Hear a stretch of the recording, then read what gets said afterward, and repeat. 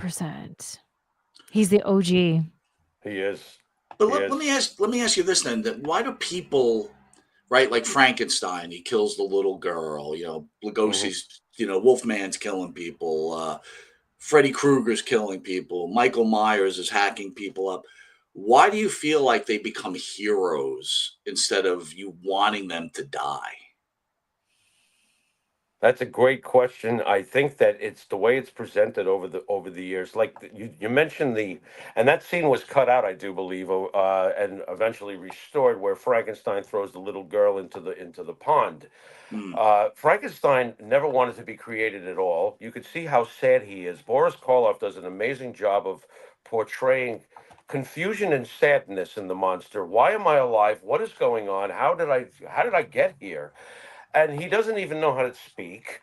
And he befriends a little girl. He's looking for love. It's very sad when you think about it. This monster is looking for a friend. And when the little girl throws the lily pad in, the lily pad floats. Frankenstein has the mind of a child. He thought that the child would float. These are things that build sympathy. Sympathy. It's the situation. Michael Myers on the surface is a horrible killer, but there's been plenty of times in his movies where he kills a real asshole, and I'm like, good for you, Mike. That guy was a Well, dick. yeah, because eventually you find an asshole in the pile. I mean, Right, come on. right. So it depends.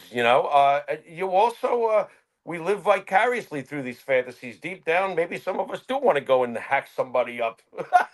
I don't know.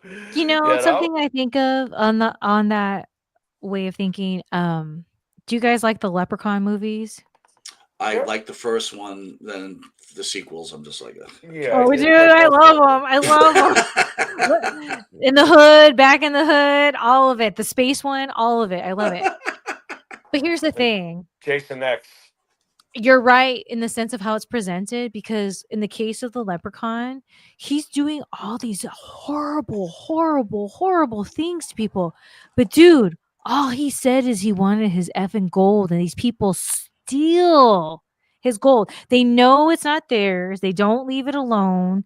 So like you have certain characters where like you're saying with like the Frankenstein's monster, it's like he didn't he didn't turn out to be this person. He was created. He wasn't asked. Like he doesn't know what's going on. So you Hmm. have these characters, and there he is. A friend with weed is a friend indeed. Oh God, I hate that. So, Nice. anyways, I catch myself whenever I'm watching Leprechaun and he's doing ugly things to people out loud, even whether I'm by myself or I'm with somebody. I'm like, all he wants is his gold. That's it. That's it. He like no. And then because I start to be like all he wants is his gold and people are just like not listening, he starts to have fun with it. And then that's when I'm like, I like how he's like happy about everything. He's laughing and he's just like, ah, and then he's killing people. And then normally I think that if it was just a random killing people and laughing, I wouldn't be kind of for the leprechaun. But because there's this narrative of he just wants his damn gold, people, and you're messing with his gold. Give him his gold. And just and, His, and then the movie's over, right? Historically, when a horror film, many times it's been shown, and when it's done correctly, it shows at the end of the day that the monster himself wasn't the true monster. People were. King Mm. Kong is minding his own effing business. They come to his island, and what do? They drug him up and they take him away and they Dude, throw him in the middle of a big concrete difference jungle. between King Kong and Michael Myers. King Kong, you feel bad for, No, right? I Michael mean, Myers is a complete psycho. But however, Lawrence Talbot, the Wolfman, becomes bitten when he's trying to save somebody else's life. He thinks he's just trying to stop a wolf attack, but instead he winds up stuck with this curse. He's one of the most tragic, but sympathetic figures. lesson learned: don't help people. Right there, you see how quick that is. Right, Just don't right, help them. right. So Here, Dracula would have been like, "I'm out of let here, let leave me me." ask you, what is your favorite? All right, I'm going to share my favorite scene in a horror movie that I thought is so incredible, and tell me what your favorite scene is. Mine is the one from Nightmare on Elm Street when he's killing the girl and she's going all across the ceiling and getting hacked up, Wow. and the guy's looking at her and she's just getting stabbed to death all around the room. I Yeah. love that. Well, real quick before you guys answer your favorite scenes, I think the greatest line Freddie ever dropped was when he had that bitch in front of the television, and he looked at her and he said, "Welcome to prime time, bitch," and he pulled her face into the screen. That was a pretty great line from What is your Nightmare on Elm Street 3. what is your guys' favorite horror scene?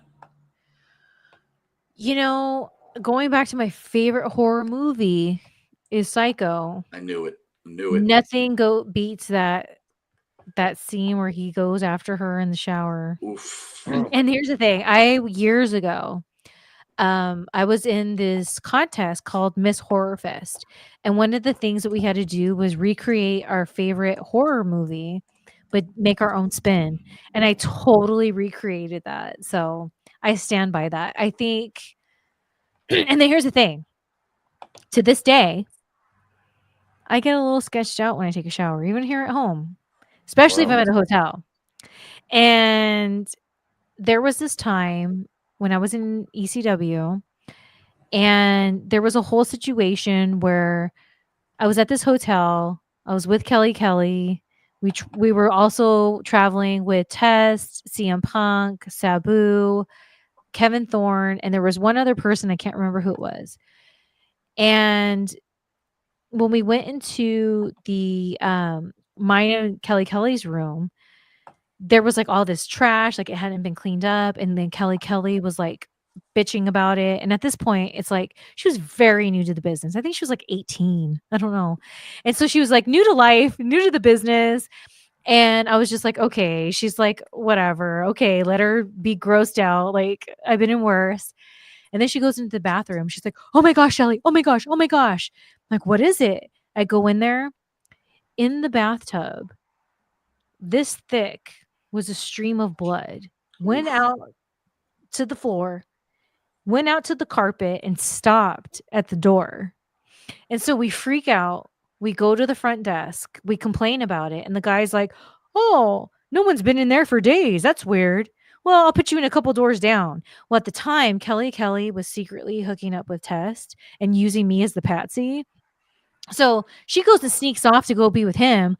I'm in that room all night that's like 2 doors down from where we were at, freaked out the whole time, going, oh my gosh, it's going to happen. I got no sleep, TV to tape the next day. I was so pissed at her for leaving me by myself.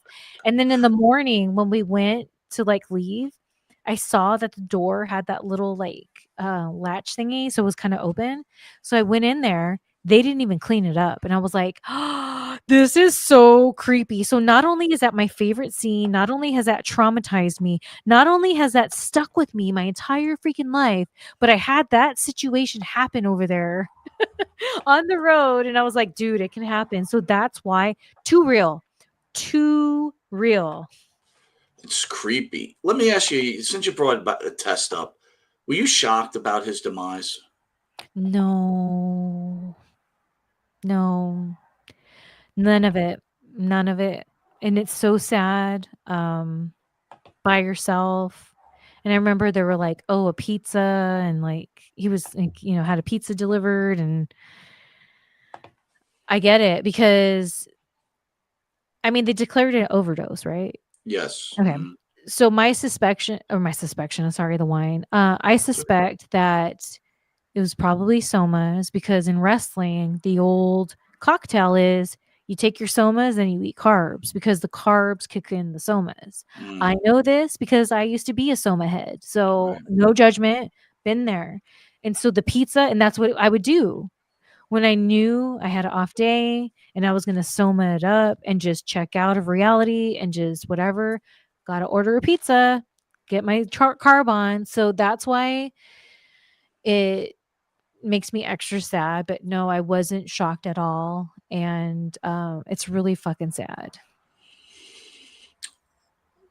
First of all, I want to thank you again for spending a Saturday night with us. You are quite the talented person, and me and Jimmy are just huge fans of yours. You're just an incredible human being. And I want to ask you this last question. Chris Benoit, were you shocked about the Chris Benoit situation? Are you kidding me right now? Can I tell you something? I was trying to take a nap earlier, and what made me not take a nap is I was thinking about the Benoit thing. You are tripping me out right now. Is it like an anniversary or something? Like, what's No, going on? no, I Why? just Why is this like I because literally I was thinking about you, and I was thinking about all the people that you knew, and to be quite honest with you, you seem very, very in tune and a very caring type of person, and I'm like, this person is such a caring person. I don't know how she stayed in the wrestling industry with all these deaths and these drug problems, and you know, you got to be kind of hard, I think, to be a wrestler with all this shit going on. And like Jimmy had said earlier on in the show, this microcosm, microcosm, your family, and you see all these people pass away, and no judgment, right? People get hooked on things. Sometimes it's a party life. Sometimes it just gets out of control. And I was just thinking, I never asked her what she thought about the situation. you are freaking me the F out because, like I said, 2 o'clock California time, I was like, I'm just gonna lay down for like a half hour. And I couldn't rest because I started thinking of first it started with woman. I was thinking of woman, Mm. and then that's when I started thinking of Benoit. And then when I thought about his son, I started having a panic attack and it effed me up. So here's the thing. It's crazy because, let's talk about Benoit before this happened, right? Very respected. So for me, the fact that he would like talk to me and go out of his way and not be creepy or anything like that, just like normal, interested in like, oh, who's this girl? That meant a lot to me. It's freaking Chris Benoit. Freaking Chris Benoit wants to know who I am and what makes me tick. Like, awesome. I'll never forget one time we were in Mexico and I went in the hotel gym to work out and he was there and he introduced me to American Ninja Warrior. Um so anytime I see it I think about him. So it's so crazy because when everything happened and it came out and it was public, the first thing I thought of was his kid. Because I remember being backstage and he had his kid there a couple times. And he seemed like he loved that kid so much. Like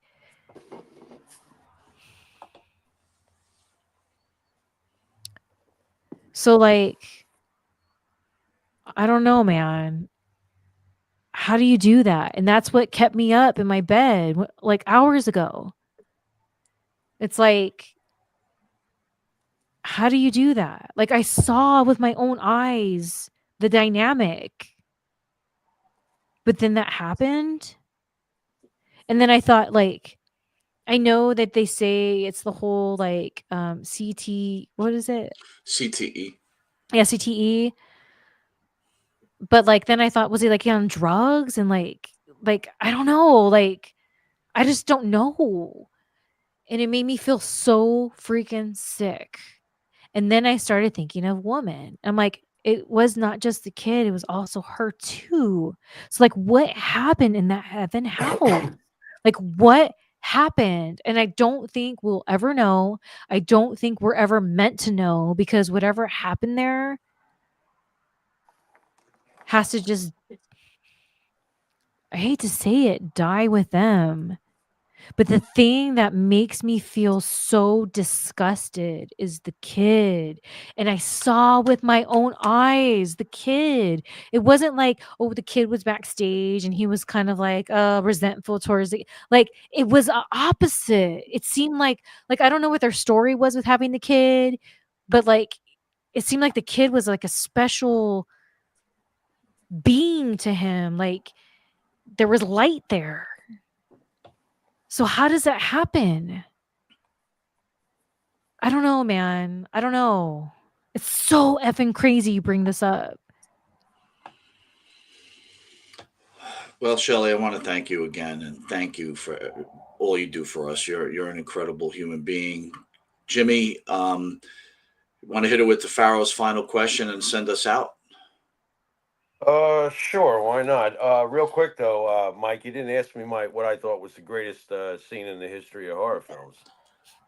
But hold on, let me ask you, Jimmy, yeah, what was the greatest yeah, go scene in ahead. horror films? Yeah, it's funny that you asked me that, Mike. But well, to me, real fast. I mean, after all, this is the Halloween special, and unfortunately, sadly enough, Chris Benoit did his own real life Halloween thing there. I just think he was a psycho, and we just didn't know. They say watch out for the quiet ones. I'll sum it up that way. I feel that the most important one of the to me it's one of the most important things that ever happened in horror occurred in 1978 because up to that point the monster was always extinguished for the most part and the good guy survived and everything was fine. But when Donald Pleasance fires 6 rounds into Michael Myers and he blows off the balcony, and Jamie Curtis asks, "Was that the boogeyman?" And he says, "I believe it was." And he leans out to look down because he had shot him off the balcony, and Michael is gone. And the music hits, that incredible theme from Halloween hits, and the movie ends. What do you mean? He's alive? That never ever happened in horror up to that point. I mean, even Norman Bates was sent to the cuckoo farm. I mean, they always got away. With the good guy got away, was alive, but not in this case. The bad guy disappeared. And that was, to me, very important because it set up all the sequels. And with Michael's success, it opens the door for Friday the 13th, slasher. Here comes all that franchise. And then Freddy. So it was basically the greatest Asian horror since the 30s, when you think about it, with Michael, Freddy, and Jason in the 80s running around doing for horror at the box office what Bella, Boris, and Cheney Jr. were doing in the 30s and 40s. But okay, final question, and you've been a great guest. Thank you very much, Shell. Who would you say rank for me the 3 greatest vampires in the Hollywood film history in order, from 3 down to 1? Who are the 3 greatest Draculas? This gets interesting. Man. There's so many.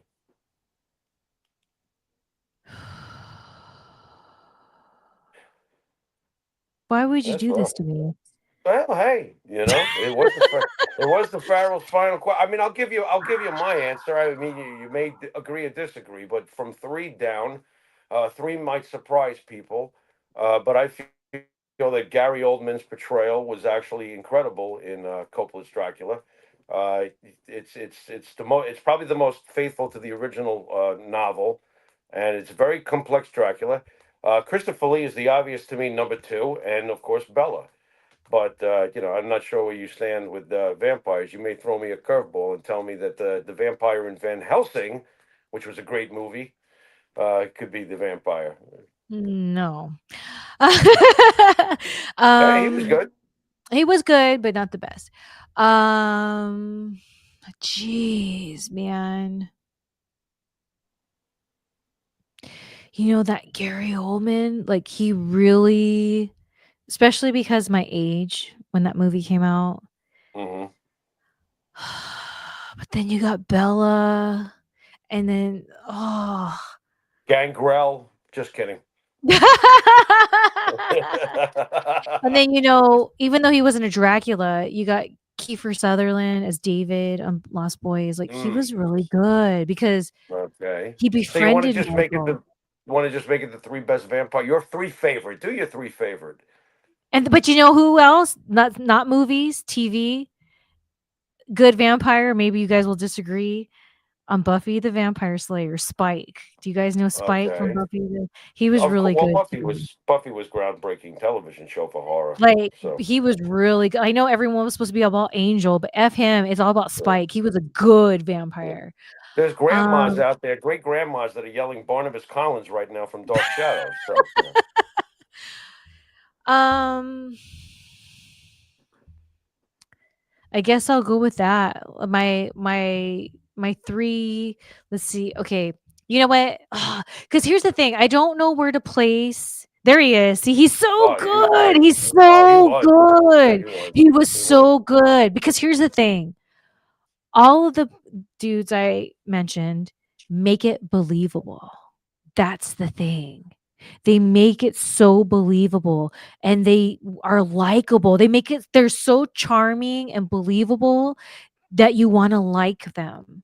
And that's what being a vampire is, because that's how you get your. And then, even though I have my personal feelings about Tom Cruise, he was a good Lestat. Like, he was good, and he was. That's how you be a vampire. Oh gosh, and then Antonio Banderas in there was a good vampire too. Uh-oh. She's got too many choices, Mike. But you know what? Because here's the thing. It's too many, because they all portrayed vampires in very different ways. Right. That are all the common denominator. Very believable, likable, Yeah. and that's how they get you.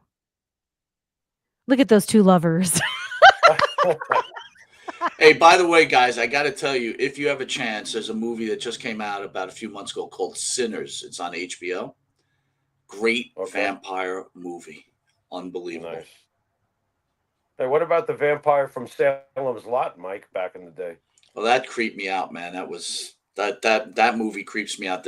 That kid at the window scratching to come in. Oh, forget it. That's if you haven't seen Salem's Lot from 1979, Shelly, I strongly recommend. How about Dust? Is that the one with is William Shatner in that?